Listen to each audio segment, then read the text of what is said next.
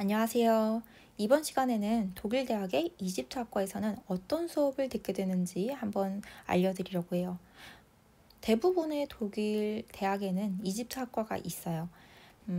그런데 이제 제가 다니는 학교에는 이집트학과, 콥트학이 같이 있거든요. 그래서 물론 콥트학도 이집트학에 포함이 되는 부분이지만 콥트학에 대해서 조금 더 세부적인 강의들이 이제 있기 때문에 이집트학과에 발을 들이면 이제 세부 전공을 나눌 수 있어요. 그래서 자기 중점 전공, 그래서 세부 전공이라고 할 수 있는데, 아니면 뭐 그냥 전공이라고 해도 되지만, 그 이집트학 내에서도 나는 좀 고대 이집트학에 중점을 두고 싶다. 혹은 나는 조금 콥트학, 후기 이집트학에 조금 더 중점을 두고 싶다. 해가지고 요걸 조금 나눌 수 있어요. 나눠서 좀 수업 커리큘럼을 짤 수 있거든요.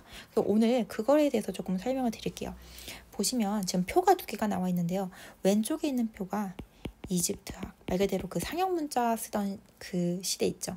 그 시대에 좀 중점을 둔 그 수업들이고, 오른쪽 표가 콥트학에 중점을 둔 수업들이에요. 사실 수업 자체는 둘 다 거의 겹쳐요. 거의 비슷한데 이제 언어에 대한 차이가 조금 있다. 자, 보시면 왼쪽 표 한번 볼게요. 보시면 어떤 수업이 있나 하고 봤더니 파라오 시대와 그 후기 파라오 그리고 콥트 시대의 문화에 관한 수업입니다. 지금 이렇게 3시라고 되어 있는 건 3학점이란 뜻이에요. 그리고 이제 오른쪽 보시면 미테르게티시 아인스라고 되어 있는데 이거는 미들 이집션, 그래서 상형 문자 수업이에요. 상형 문자를 미들 이집션이라고 하거든요. 그래서 제가 다른 영상에서도 여러 번 설명했었지만 왠지 다들 안 보셨을 것 같아요. 그래서 미들 이집션, 왜 미들 이집션이라고 하냐, 그 상형 문자를 쓰던 시기가 굉장히 길어요. 그래서 이제 올드 이집션, 그리고 미들 이집션, 뉴 이집션 이렇게 크게 나누는데,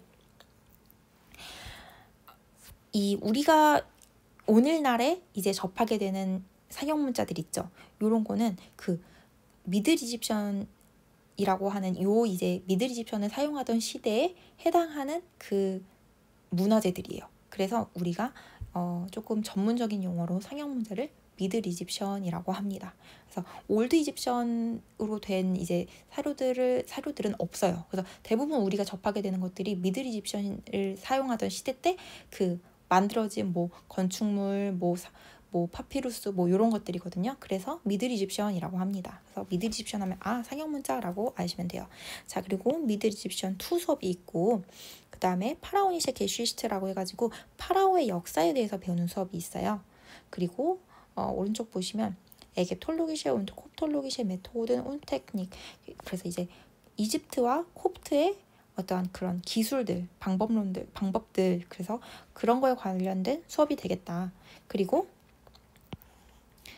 콥트어 원 수업, 그리고 아케올로기 und 덴크멜러 쿤데 디어 파라오니셰 컬투어라고 해서 그 파라오 시대의 고고학, 그리고 어떤 덴크멜르 쿤드라고 하면 그런 우리 건축물이랑 뭐 석상, 뭐 비석, 뭐 이런 것들 있죠. 그래서 그런 고고학적인 것들에 대해서 배우는 수업이다 라고 이해하시면 되겠습니다. 그리고 콥터 2 수업도 있고, 파라오니시 릴리기온이라고 해서 파라오 그 종교에 관련된 수업, 그리고 엑스쿠어지온이라고 해서 견학 가는 것도 있거든요. 그래서 학기 말쯤에 교수님이랑 뭐 같은 반 그 코스 친구들이랑 다 같이 박물관 혹은 뭐 템플, 저기 절 같은데, 절이 아니고 저기 사원 같은데, 그래서 이번 학기에는 콥트 사원, 독일에도 콥트 사원이 있거든요. 그래서 콥트 사원 갔었고, 곧 그 다다음 주쯤인가 그 비엔나에 있는 이집트학 박물관을 간대요. 물론 저는 안 가지만 이런 수업들이 있어요. 그래서 이제 그런데 박물관이나 이렇게 어디 사원 같은 데 갔다 오고 나면 사진 찍고 뭐 자료 수집해가지고 포트폴리오 만들어서 제출하는 그런 수업입니다. 그리고 텍스 컬투어 인 파라오니셔 차이시라고 해가지고 파라오 시대 때의 이런 문서들, 글들에 대해서 텍스트에 관해서 배우는 수업이에요. 그리고 요거 이제 다 끝내면 아바이트라고 해서 저기 그 학사 논문 제출하는 수업이 있습니다. 수업은 아니고 학사 논문을 제출하시면 됩니다. 네. 그리고 오른쪽 표로 넘어오면 이제 콥트학에 중점을 둔 수업은 뭐냐. 근데 사실 거의 비슷합니다. 자, 이것도 아까 앞에서 했었던 거죠. 그래서 파라오와 후기 파라오, 그리고 콥트의 문화, 그리고 콥트어 원 수업, 그리고 콥트어 2 수업이 있고, 후기 파라오와 콥트의 역사에 대한 수업이 있습니다. 그리고 아까 왼쪽에서도 했었던 이집트와 그 콥트 시대의 어떤 기술과 방법에 대한 수업, 그리고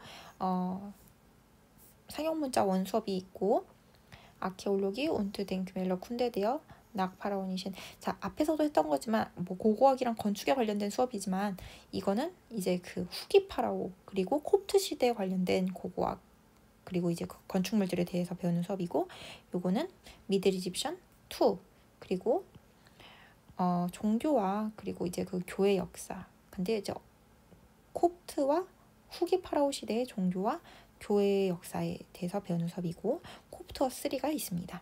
네, 그래서 보시면 거의 왼쪽 오른쪽 거의 다 수업이 비슷하죠. 네, 거의 비슷합니다.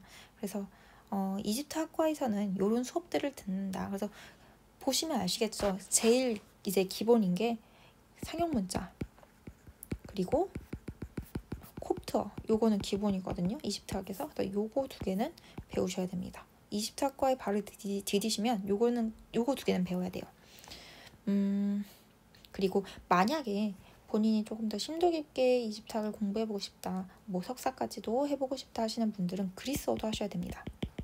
그리스어가 프톨레마이오스 왕조 때는 이제 그리스어가 공용어였기 때문에 지금 우리 학사과정에선 다루지 않지만 석사에서는 그리스어를 꼭 하셔야 되고, 석사에서 또 배우는 그 이집트 언어들이 있어요. 그래서 그 뉴 이집션,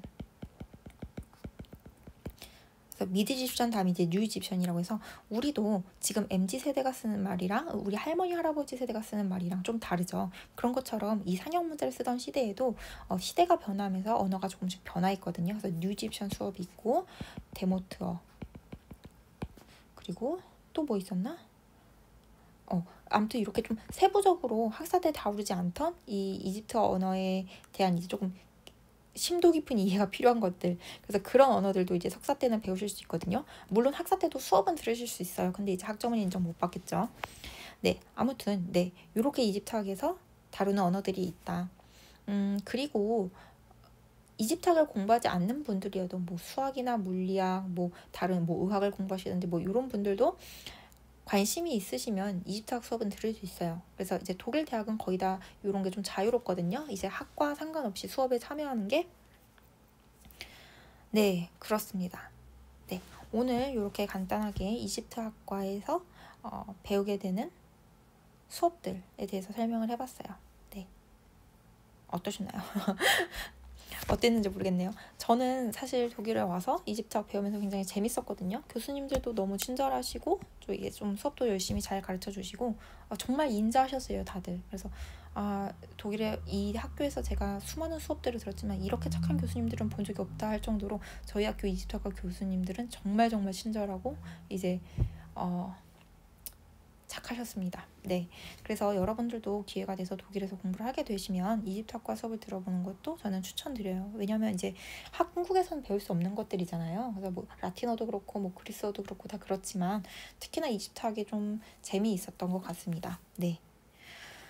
네, 오늘 이렇게 독일 대학의 이집트학과에 대해서 설명을 드렸고, 궁금한 거나 관심 있는 거 혹은 뭐 이제 좀 독일 대학의 이집트학과에 대해서 조금 더 궁금한 점이 있으면 댓글 남겨주시면 제가 아는 선에서는 답변 드리도록 할게요. 네, 영상 여기서 마칠게요.